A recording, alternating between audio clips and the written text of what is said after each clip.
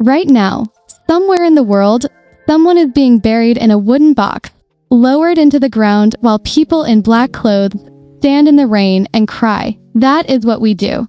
That is what we've always do. Or at least, that is what we think we've always done. Go it far enough, and the story gets stranger, fuller, and a lot more interesting in a hole in the ground. Because here is the question nobody really asked. What did the very first humans do when someone died? Before religion, before priests, before coffins and flowers and headstones? What happened to the body? The answer to scientists over a century to piece together. And what they found changed everything we thought we knew. Let's start at the beginning. Around 3,000 years ago, early humans lived in small bands of 25 to 30 kilo. They moved constantly. They had no permanent homes. When someone died, the group had to make a decision fast. A body left in the open attracts predators. It spreads disease. It slows everyone down. So what did they do? For a long time, scientists assumed the answer was simple. They left the body behind. Early humans were just surviving. They didn't have the mental bandwidth for ritual or ceremony. Death was just a thing that happened, like weather. Then the discoveries started coming in, and they were impossible to ignore.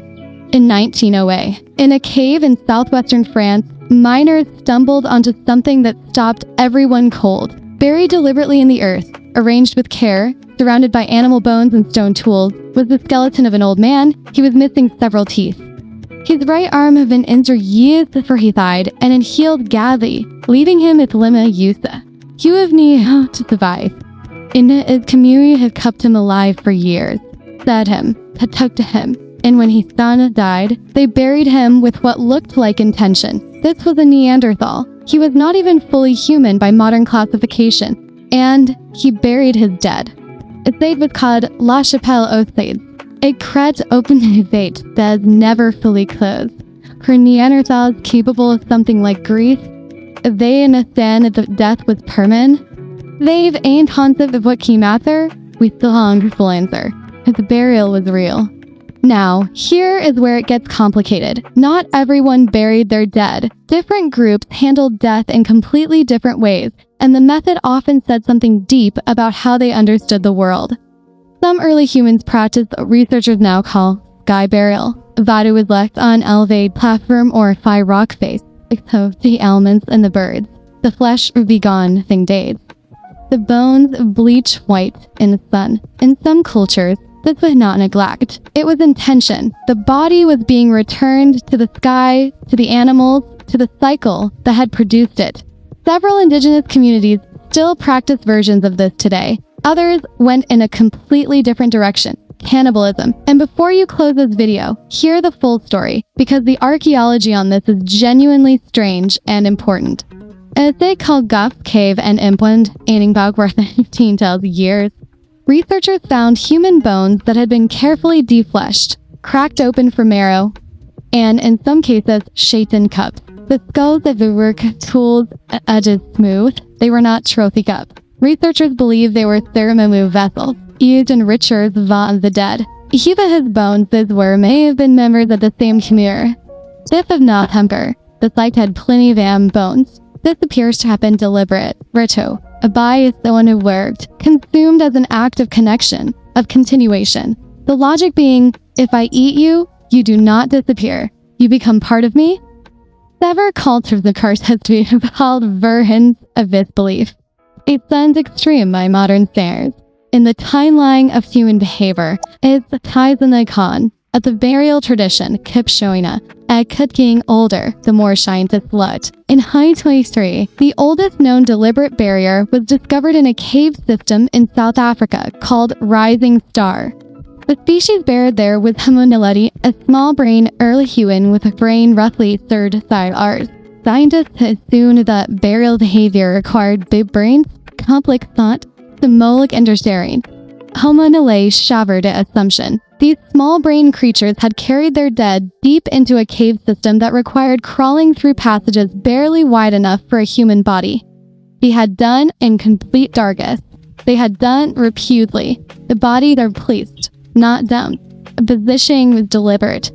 If Homo naledi was deemed, then the impulse to do something mean with the dead is far older and far more basic than anyone thought. It may not require complex language or religion or even a large brain. It may be one of the oldest instincts we have.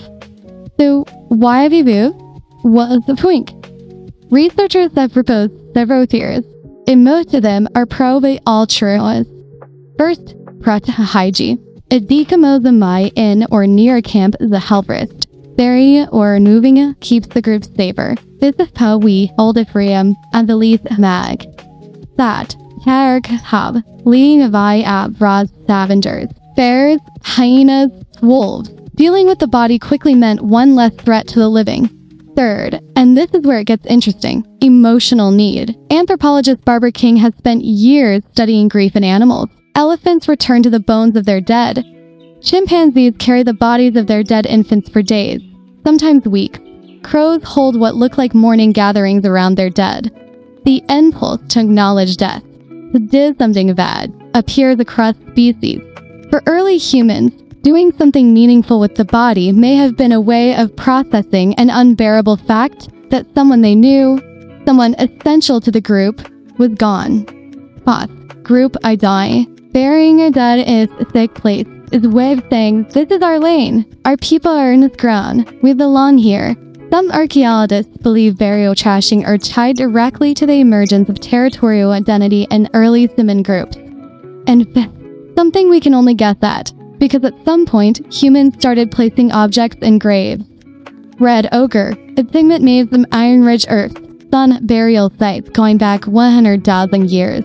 Shells from coastlines, hundreds of miles from where the person died. Bees, teeth, flowers, possibly, the sour a bit, to bed. These objects suggest that whoever was doing burying believed a dead person was going somewhere, that they might need things. That death was not an ending, but a transition. That is a standard idea for a brain had only recently figured out fire. I think modern humans are dealing for sounds. A variety of burial practices hacks bow. Some cultures cremate, some mummify. Some preserve the bodies in positions, knees down to trust, facing east toward the rising sun. Some bury the dead under the floors of their homes, sleeping directly with their ancestors every night. Not from morbidity, from continuity. The dead were still part of the household.